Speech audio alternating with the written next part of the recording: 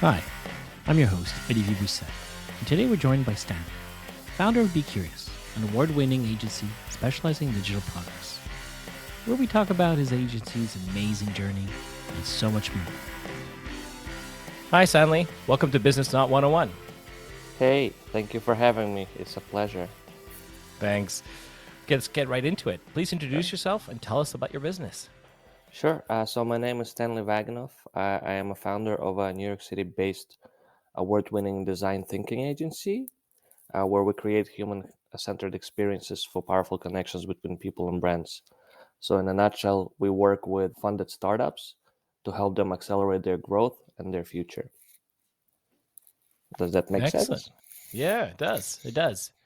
And what was your aha moment behind it? Sort of the spark that said, I need to launch that. I don't think it was an aha moment. I think from the very beginning of my career, I knew that would be the end goal of owning my own business. I think that has always appealed to me from very early age, and I've had many businesses before this one. I think in hindsight, they were all kind of steps, the necessary steps taken to kind of perfect this one. So I think there was a lot of failures, but a lot of lessons to be learned along the way. This particular agency was born out of necessity of accommodating my frequently traveling lifestyle. So being able to be remote and being able to work on the projects that I wanted to kind of gave the birth to this BeCurious agency. That's interesting. It sort of leads into the question, did you have to have a major pivot after you launched Be Curious, or was it exactly the way that it was envisioned from the start? No, I think in the 3 year that this agency has been around, we've pivoted uh, quite a few ways and quite frequent. I think every year was a major pivot happening. I think it's almost like if you look at it as an infant, as you learn to grow and you develop certain skills and experiences, you change how you behave, you change how you operate. So I think everybody goes through the journey of, when you're starting out, you want to please as many people as possible. And as you grow and you mature and you understand yourself and the landscape that you're in, you start carving out a little niche for yourself, a little area that you kind of fond of and want to excel and grow with. Yeah, that's true. And taking on every project when you start to really understanding what projects are financially usable to you. And I get that. So, since you started Be Curious, was there any major roadblock, something that really hit you that you hadn't expected when you launched it? I think, most people on podcasts or conversations that I've had, they expect to hear some sort of a business related roadblock. But to us and to me personally, it was more of a personal growth. I think really the biggest roadblock we've hit, and it really amplified itself last year, which caused this latest shift and pivot, was really to ability to understand yourself, ability to understand what it is you truly want, when you have to declutter through all the noise and what the industry dictates to you, to at the end of the day really focus on, like, well, what do you want from this? What is your goal? You see, when you start this race and you're competing against other companies, you look at the left, you look at the right, and you're like, oh, I want to be like this person, or I want to be like this company.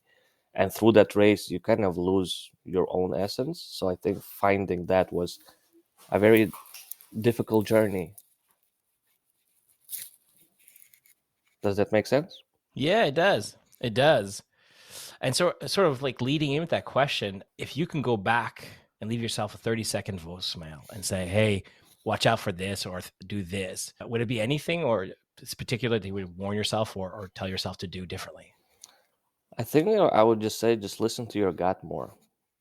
There's a lot of people that will come along that will help you, but you have to understand the context of where that help is coming from. Somebody who is starting out, or maybe as not as successful as you thought they would be, giving you advice without really knowing your situation, can derail you. And I think, oftentimes you should take that help, you should take the advices, all, of course, as much as you can get, but you should really understand yourself first and really listen to your gut first. Yeah. Yeah, that's a great point. Oftentimes we look at mentors and we assume they have all the answers, and sometimes they mean well, but they can misguide you as well. Yeah. Right. So that's the thing is, and I've dealt with that. Having mentors, having I think what helps is really not just to blindly listen to one, but get as much data points as possible from vast networks, not just another mentor, but like books or magazines, or just looking and attending seminars, or just talking to people who are that are going through the same struggles, and just listening to their journey. So I think that helps you find your compass, your moral compass, your business compass, and your North Star. Yeah, that's a great point. And I think this is partly why I do this podcast, is to give people a bit of a different view on starting a business or running a business and having a business. That's a great point. Mm. So switching gears a bit, looking at your business today and looking at when you first started, would you have hired people to do certain parts of your business right off the bat? Or do you feel like the way that you've built up your business is exactly the way? I think this is a twofold question. So I think I'll start with the one. So a lot of times people start a business and a lot of it is driven by pride or ego. And I think having had previous experiences of working with agencies, global agencies, startups, boutique sized agencies, you understand your role in the game. And I think you have to be true to that. You should always, and I tell that to everybody, you should always hire. Find out what is your strongest point, focus on that as the founder, and hire everybody else to do the job. And I think one of the biggest ones from me, I think from the start, I think you will always have that issue. As you're growing, there's going to be a different set of challenges and people that are there to help you along. I think from the very inception point of view, the one thing that I would strongly suggest is hire somebody to do your finances for you, your taxes, your finances. Financial systems, tax systems are set up in a way that is a disadvantage for people who are not in this game. So when you start your business, of course, money is scarce, and you're forced to file taxes yourself, file all the paperwork, set up all your financial infrastructures, and oftentimes it's so wrong, and it can really kill your business very quickly if you're looking to expand, if you're looking to grow, and it's not set up properly, especially if you're not having a tax person who understands the game. You're missing out on a lot of returns, you're missing out on a lot of opportunities. So I strongly suggest, like, financial is, I would say, a number one. Yeah. So since launching your business, BeCurious, what has been one of the best marketing tools to grow your user base, your community, your customers? Just doing a great job for everybody. It's as silly as it sounds, but it's a really the most primal foundation of any successful business, is that it starts with the experience you provide for your customers.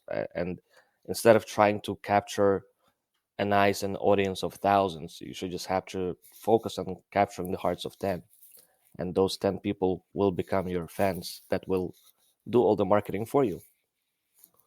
Yeah, so word of mouth and referral business. That's Yeah. really common in a lot of the businesses and certainly in agencies. So that's a it, great. it's common, obviously, when you're starting out and you're scaling, but at certain point, you no longer can rely just on that. You will need an outside infrastructure's help and guidance of really just building out that sales funnel, in a sense, because Mhm. there's just so much you can go word of mouth. That well dries up eventually, or it exhausts eventually, so you always want to balance it out with having a structure behind it as well. Yeah, that's a great point. And sort of keeping with that point, how would you suggest somebody wants to grow their business the best way they can do it in either an organic or in a paid way, in your experience? I haven't done any paid engagements. I think I've tried just doing some paid ads just to see what it's all about. I didn't yield any results from it.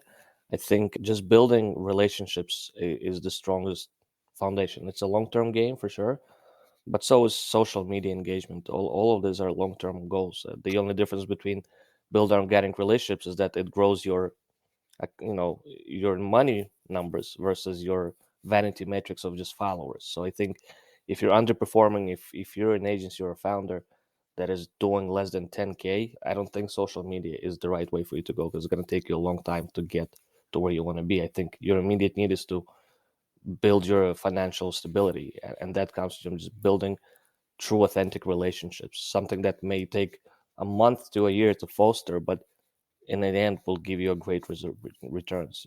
For example, I've had people that I've randomly met on Instagram that I just friended, yeah, and I didn't ask anything. We just followed and liked each other. Or I've met somebody on LinkedIn and just interact with them without really asking for anything in return.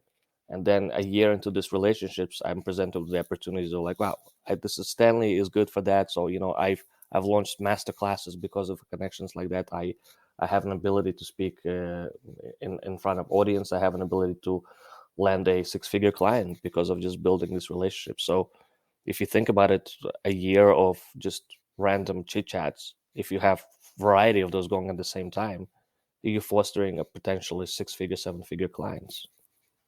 That's a great point. And sort of running with that, it sort of leads into the next question about sales. What is your best sales tool? Is it you yourself going out to meet your customers and having the one-on-one conversations, or is it something else? Well, sales tool in terms of being in front of people, sales tool in terms of closing a deal. I think those two are different and require different approaches. Ultimately, a sale is made, in my case, always by me. I don't think anyone in your company, if you're the agency founder or business owner, can sell your business better than you, because that's your baby. That's the thing that you understand. You've built it. You know the vision, and it actually shows through the passion when you speak about it with other people. I don't think any sales rep, any funnel, anything can replace that passion and that intricacy of knowledge of your business. But getting there, of course, you'll definitely need help. And I think the best way to do that worked for us is either outsourcing it to a marketing agency or really hiring people where you don't really necessarily train them. You hire people that are in the same spectrum, that kind of have the same goals. So if your goals are aligned, you don't need to mentor them of how to do it. That they understand because you guys are working towards the same goal. Yeah, that's brilliant. So changing gears a little bit, looking at your industry, what is one trend that sort of makes you really excited or really nervous that's going to be affecting your business in the next few years? Well, in my space, there's so many trends that are coming from just the social landscape. There's design trends. There's engineering trends. Trends come and go. I think different capabilities and different developments. That's really what sticks. So, for example, I think with the latest pandemic, is it trending? Yes, of course, but that's not a trend. That completely shifted the trajectory of how we go moving forward. And I think the only true trend that aspires us is innovation. I think that's a never-ending trend that people who are there to kind of see how things are and how they can make it better will always be there. From the inception of time, innovation is the only trend that moves us forward, right? Yeah, that's really well said. Sort of looking at that now and looking at your business in particular, where's one place that you find information that you keep up that sort of leads how you're going to make your decisions about your business? Newspapers, newsletters, media. What kind of outlets are you looking at? I'm really just talking to business owners and startup founders. I don't think there's any specific resource that I can rely on to kind of help me guide and shape how we move forward. I think our customers are the ones that shaping our business. Their needs, changes in pandemic, changes in innovation shifts are the ones that really drive like what becomes real. So, for example, with the now introduction of Web 3.0, that's a fundamental shift that isn't just addressed in one particular channel that you can learn about it. It's happening across the industries, across markets, and you just have to kind of see, where do you fit in the realm of that? Because you can be a follower and just kind of go with everybody, or you can be on the forefront, kind of trailblazing of what that Web 3.0 will actually look like. Yeah, that's a brilliant point. So I'm going to switch up a little bit now. I'm going to talk about you, the entrepreneur, more than your business. So one of my first questions is, uh, you as a business owner, what is one thing or one practice that makes you productive? That's really something your go-to to stay productive. My routine and my discipline, I would say, those are the two things that help me. I think everybody growing up and in general, I think laziness is one of the things that we can all kind of share to different degrees. Some are more lazy than the other. And I think by overcoming that and really just forcing yourself into a almost routine mode allows me to kind of bypass that laziness because it's just like an autopilot. So all my days, all my weeks are set up like bulletproof. I have a strict schedule that I follow, a regiment, and that helps me achieve a lot more because it becomes part of just a automated routine that I don't even need to think about it. Like I know at 9 a.m. I'm doing this. I know at 10 a.m. I'm doing this. I know when I wake up.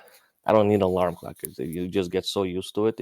It takes 30 days to build a habit, but if you consistently doing it for years on and on, it just you don't even think about it. So that I wouldn't say eliminates, but it lowers the urge to kind of I don't want to do this. You know what I mean? Like there's certain things you just don't allow into your mind, and it helps you kind of become more productive in a way. Yeah, that's great. Routine's so important. So on that same theme, what is one thing that drains your time? Something that you wish you either, like let's say TikTok or social media keep scrolling, or something that takes up your time, like accounting or dealing with something that really you wish you could take off your plate. I think social media definitely has its place in this. I think the biggest I think the biggest time wasters are people who don't value your time, people who are consistently late. I think those irks me more than me spending time on social media, because time is the most finite resource we all share, and time is that how I choose to spend my time shouldn't be relying upon how other people interpret that. So when people are consistently late, when people don't deliver on when they should, it upsets me. I think it doesn't value you don't value what my time was worth to me, whether I choose to spend it on TikTok or Instagram or just reading a book. That's up to me because that's my resource. But when somebody else messes with that formula, like that's aggravating to me. Yeah, that's so true. So what is one piece of software or hardware that you or business definitely needs that you couldn't live without, that you're glad you purchased? I think besides of the usual, of course, communication tools, I think the one true piece of software is Miro, which is a whiteboard collaborative tool for everybody. I think that really allowed us as a unit, and especially working with clients remotely after the pandemic, and even before that, it really felt like we are in one space. We are doing work in real time, and we are ideating and coming up with solutions as a unit. So I think Miro is definitely a crucial cornerstone of our business, especially when we focus on design sprints and design thinking. The tools behind that is really just a whiteboard. That's where the ideas are born. That's where everything kind of moves forward. Yeah, that's a great point. It's collaboration virtually. It's something that we've started to explore and have to do.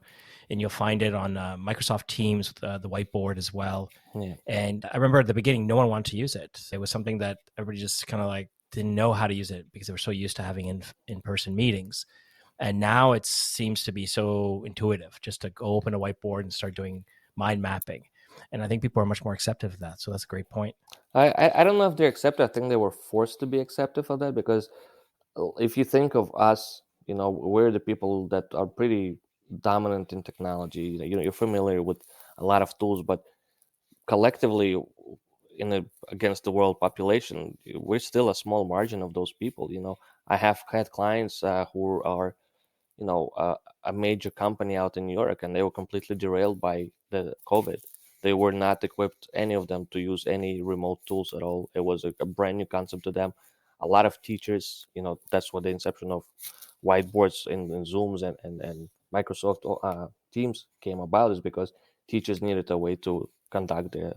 But that's becomes such a weird phenomenon that you are now forced to learn new tools so much down your line. And like, if you look at somebody like my parents or my grandparents, they're not really equipped to use computers. But if your life now depends on it, that you need to learn that is a big strain on your productivity. It's a big strain on budgets. So schools that they're paying companies to produce are now spending time for people to learn new tools. Yeah, it's true. It's something that's intuitive to in my field, so I'm used to all new technologies. I play with them all the time. I'm staying on top of it, so it seemed second nature for me. But I've been working from remotely for years, so Right, all this was same. sort of seamless, right? Yeah. So anybody who's like a freelancer or anybody who works from a coffee shop, this is nothing. But then you do have a large population of people who just were stuck, were so used to their habits and their desk and their software and their desktop. Yeah, it's a great point. A great But point. I think that goes beyond just it. Just how we build products is fundamentally changing, because if a dentist receptionist is hired to do a job, and their job is to really facilitate the schedule of a doctor, and now they have to learn all these different softwares that don't necessarily streamline the process, but they need to integrate with a third party. So now you're stuck learning a plethora of tools that before, like, you're not really doing your job. Then you're there to learn new tools, you're there to learn new way, and you kind of forced to innovate on behalf of the companies who provide these solutions, because obviously you seeking their feedback, like, how can we make it better? I spent a first portion of our COVID inception, I think from March of 2019, was it? Yeah, 2019, 2020. 2020, yeah. I spent first 6 months just talking to teachers, talking to psychiatrists, like, well, what happens to Europe? What happens to restaurant business now? And everybody's like, they're angry because there aren't enough solutions. And at the same time, these are the things that we should be thinking about in the long term, right? How to Yeah. make things much easier. Like, and that's the thing, like, when everybody's so eager to return to norm, I'm like, I think the norm is broken. I think we need to kind of reinvent what that norm should look like. Yeah, exactly. And how the tools, online the software tools or SaaS, the way that they're integrated and the way that they're taught on how to be used has changed. Onboarding is now much bigger, whereas companies before sort of sold the software and left you to try and figure out and play with it. Right. Today, onboarding is much bigger and it's designed to be intuitive and faster to pick up. So that's really interesting. And this sort of brings me up into another question, which is, I assume you had a mentor or you had mentors over the years.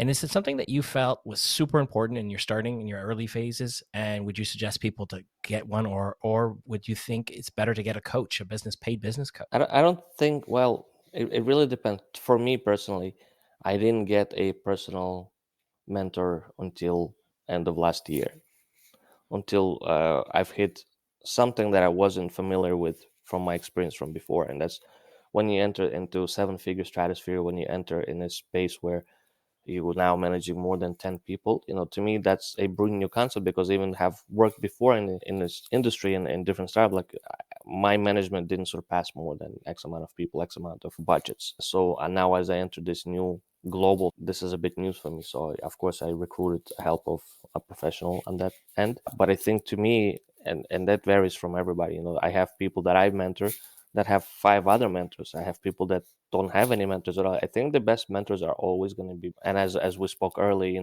don't take everything a person says to you, as a 100% ultimate truth. This is their reality. The same way, like, when I mentor, it's important to emphasize that this is my opinion, this is from my experience, this is not the 100% ultimate truth, because your ultimate truth might be different. So it does help, of course, to see an outside perspective from people who are experienced in this industry. But ultimately, collect enough data where it's not just like one person telling you this is the way to go, because it may be the wrong way. Yeah, I've mentored several startups and small businesses over the years. I was part of IC Montreal, which is a Dawson College mentorship program. And it's something that I noticed was when you mentor, you sort of tell people, like, I'm only here to be like a sounding board and to be a shoulder for you, just to have a conversation, and I can help guide a little bit, but I'm not here to answer the questions. The perception most people had was that, oh, you're a mentor, you should answer my questions where I should go and get this. And it's like, no, that doesn't work. Right. That's a business coach. That's a consultant. And I think there's a discrepancy in how people see mentors and how some mentors see themselves. I think some mentors feel like they should have all the answers, and that can be really misguiding to people. For sure. And I think also a lot of people that I mentor, they come with the notion of literally, this is my problem. Tell me where to click, tell me where to go, where this is solved. And it doesn't work that way. And a lot of people get frustrated, like, why can't you help me? But you have to kind of, I guess, teach them how to fish so they can fish forever instead of just giving them the fish. And Yeah. a lot of people find that frustrating, but that really speaks to kind of their character and what they kind of expect from things. And I think that goes away with time as you go through the trials and tribulations. But it also that separates people who are willing to stick it out, and, like, and that defines them as a true entrepreneur. You know what I mean? Because it's not a title, it's a lifestyle. It's how easily are you willing to overcome your obstacles, and to what degree you're willing to stick it out. Yeah, those are great points. So I'm going to switch it up now. This is a new question I'm asking people because it's something that's been brought up, and I think it's really important. Certainly now you're talking, you have a bit of a team, you're dealing with a lot more stress. What is one theme of support that you create in your work atmosphere for well-being? Do you use a software? Do you have something that you go to, like employee night out, or obviously with COVID restrictions, it changes. But what's something that you do to keep the well-being, mental and physical well-being of your team and yourself? I think it's super important. One of the reasons I started this agency and with the notion of how I started this is that I came from an environment where I was completely mentally and physically burned down. Where, as we spoke earlier, me being from New York, where it's a really like a crazy, crazy competitive jungle out there, and if you just slip up for a second, you're forgotten in the dust. And I think that created a lot of uh, exhaustion, a lot of stress, a lot of just, and it eventually it's not only just damages the team members, but it damages the projects as well, because you're not putting your best foot forward if you're constantly stressed, if you're constantly under deadline. So when I came into the inception of this agency, I think mental health was the most important thing. So what we do is I don't have a standard way of employing people. I don't hire you and I don't pay you hourly. I treat you as a team member, as not, maybe not on paper partner, but you are my partner. You have a right to say in what your future looks like in this company. You have a right to say what this future should look like collectively as a team. We spend every week, I spend one-on-one with each team member to just talk, not just work, but just in general, how they feeling, what's going on. I give an opportunity to everyone be a part of discussions.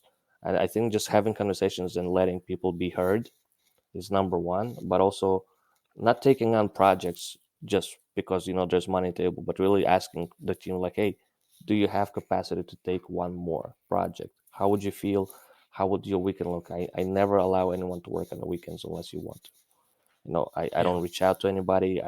My communication with clients ends Thursday afternoon. So you don't hear from me to clients, and I don't expect them to do the same. So unless there's absolute emergency, I try to keep that balance very clear. And I think part of coming to Montreal and seeing the culture here, that it's a little more passive, that it's a little bit more laid back, kind of showed me the way of like, yeah, family life and personal life balance is super important, because that builds a true team that kind of gets behind you in your vision as well. Yeah, great points, and it's so true. All right, one question I ask every single guest, and something that everybody really likes is to listen to, is what is one book that has helped you in your business career? It could be either a self-help book or a business book, but one book that you would suggest everybody should read or listen on an audio, Well, one that's like picking a favorite child. or at least one. Yeah, I'm a perpetual reader, so I love, like, books to me a number one frontier for everything. So I think there's different books, of course, I can go on and list, but I think the ones that stick out to me would be The Enlightenment by Steven Pinkler.